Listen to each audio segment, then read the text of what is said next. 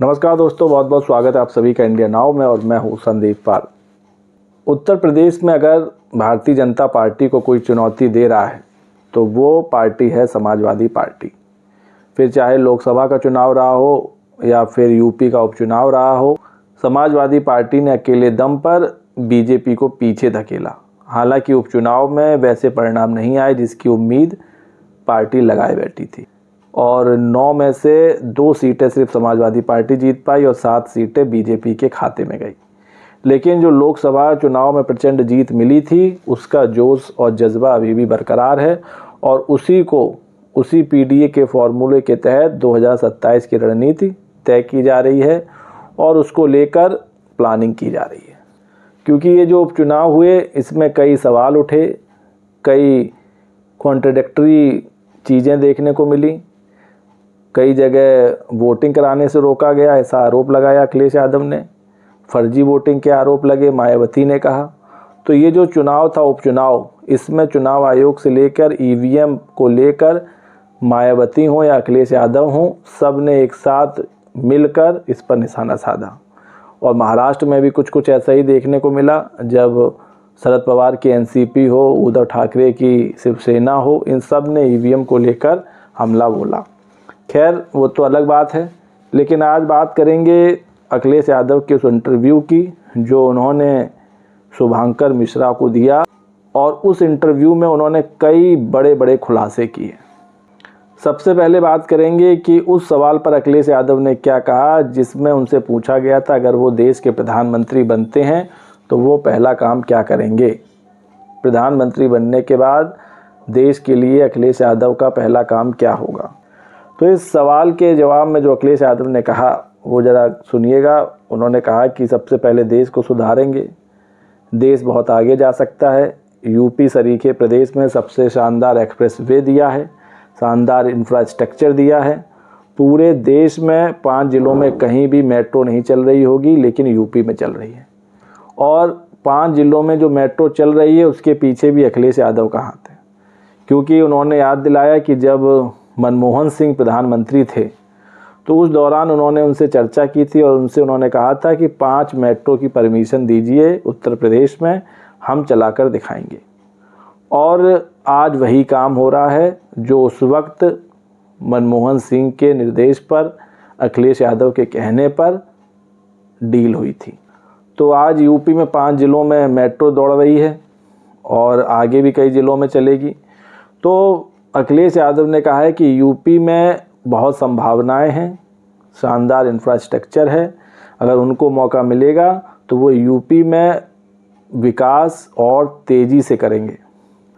वहीं अखिलेश यादव ने बीजेपी पर निशाना साधा और उन्होंने कहा कि बीजेपी की वजह से मुनाफाखोरी हो रही है और महंगाई आसमान छू रही है। साथ ही साथ सीएम योगी को एक सलाह भी दे डाली इस इंटरव्यू में।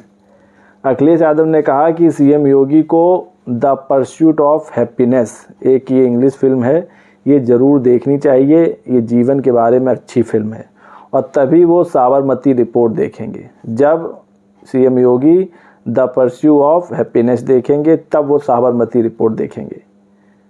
साथ ही साथ उस किस्से का भी इस इंटरव्यू में जिक्र हुआ जब अखिलेश यादव पर टोटी चुराने के आरोप लगे थे। टोटी जब उन्होंने बंगला खाली किया था 2017 में, जब उनकी सरकार चली गई थी, उसके बाद उस बंगले को गंगा जल से धुलाया गया था। तो वो दर्द आज भी अखिलेश यादव भूल नहीं पाए। अखिलेश यादव ने कहा कि मैं कभी उस आईएएस को भूल नहीं पाऊंगा, अगर हमारे लिए गड्ढा करोगे तो आप भी गिरोगे। दरअसल ये वाकया 2017 का है जब अखिलेश यादव चुनाव हार गए थे। सीएम आवास खाली करने का समय आ गया था। एक आईएएस थे जिन्होंने पत्रकारों और चैनल और अखबारों को बुलाकर बताया था कि देखो टोटी चोरी करके ले गए हैं, और फिर टोटी चोर की टैगलाइन से खबरें छपी थीं, टीवी चैनल पे चली थीं, सोशल मीडिया पर चली थीं। इस घटना को लेकर अखिलेश यादव ने बीजेपी पर जमकर हमला बोला। दरअसल जब अखिलेश यादव से पूछा गया कि आपके जीवन का सबसे दर्द देने वाला कौन सा पल था, तब अखिलेश यादव ने कहा कि जब मैंने अपना सीएम आवास खाली किया था वो पल सबसे दर्द देने वाला था। मेरे आवास खाली होने के बाद उसे गंगा जल से धुलाया गया, मुझे इस बात का दुख है कि आने वाली पीढ़ी पूछेगी कि आपके जाने के बाद गंगा जल से मुख्यमंत्री आवास क्यों धोया गया। और दूसरी घटना कन्नौज की है, जहां मंदिर को गंगा जल से धोया गया। उन्होंने कहा है कि इन दोनों घटनाओं को लेकर बीजेपी ने जो कहानी बनाई वो उन्हें आज भी याद है। एक प्रतिष्ठित अखबार ने तो लिखा था कि मैं घर से क्या क्या लेके गया। एक आईएएस हैं जिनको मैं कभी भूल नहीं पाऊंगा। जब तक राजनीति में रहूंगा उसे मैं कभी नहीं भूलूंगा। जब समय बदलता है तो सज़ा ज़रूर मिलती है। मैं जानना चाहता हूं कि वो आईएएस कौन थे जिनके कहने पर पत्रकार सुबह 8:30 बजे आवास पहुंचे थे। अधिकारी आज आपके हैं, कल हमारे होंगे। उन्हीं ने हमें जानकारी दी कि एक आईएएस ने एक आईएएस की जानकारी दी, इन्होंने खबर चलवाई। यही नहीं, अखिलेश यादव ने इस इंटरव्यू में ये भी कहा कि मैं आपके प्रोग्राम के माध्यम से बात कर रहा हूं। अगर वो आईएएस सुन रहा होगा तो जान रहा होगा किसके लिए कह रहा हूं। मैं उनमें से नहीं हूं जो ये बात भूल जाऊं। एक पत्रकार था जिसमें पूरे घर को लाइव दिखाया था। लाइव में तो कोई वीडियो एडिटिंग हो नहीं सकती, कैमरा झूठ बोल नहीं सकता। तो ये जो टोटी चोरी के आरोप लगे अखिलेश यादव पर, इसको लेकर भी वो काफ़ी आहत हैं और आज तक वो दर्द उनके सीने में है। तो अखिलेश यादव ने इस इंटरव्यू में बहुत कुछ बातें की, काफ़ी कुछ अपने किस्से शेयर किए, लेकिन कुछ ऐसी बातें थी जो आपसे शेयर करना ज़रूरी था, वो मैंने आपको बताया। खैर, अब अखिलेश यादव के सामने 2027 की चुनौती है। पार्टी को राष्ट्रीय पार्टी बनाने की चुनौती है।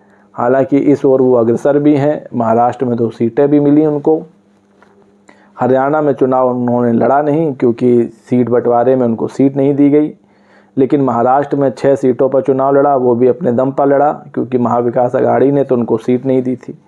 फिर भी वो 2 सीटें जीतने में सफल रहे। तो अब जो आगामी चुनाव हैं वो दिल्ली के चुनाव हैं, बिहार के चुनाव हैं। तो इन दोनों चुनावों में अखिलेश यादव की क्या रणनीति होगी, ये देखने वाली बात होगी। और इन दोनों चुनाव में, क्योंकि बिहार में अखिलेश यादव की पार्टी ज़रूर अपने प्रत्याशी उतारेगी, क्योंकि एक बार समाजवादी पार्टी के टिकट से पप्पू यादव वहाँ से सांसद भी बने थे। हालांकि अब वो निर्दलीय सांसद है पूर्णिया से। तो ये 2 चुनाव हैं, देखना होगा कि दिल्ली और बिहार में समाजवादी पार्टी क्या रणनीति अपनाती है। क्या दिल्ली में समाजवादी पार्टी चुनाव लड़ेगी? हालांकि जो केजरीवाल हैं वो साफ कर चुके हैं कि दिल्ली में वो अकेले दम पर चुनाव लड़ेंगे, कांग्रेस के साथ नहीं लड़ेंगे, क्योंकि हरियाणा में कांग्रेस ने उनको एक भी सीट नहीं दी थी। तो अब उन्होंने कांग्रेस के लिए दरवाजे बंद कर दिए। खैर, वीडियो पर आपकी क्या राय है कमेंट करके बताइए। वीडियो पसंद आया हो तो चैनल को लाइक शेयर सब्सक्राइब करना ना भूलिए। तब तक के लिए नमस्कार।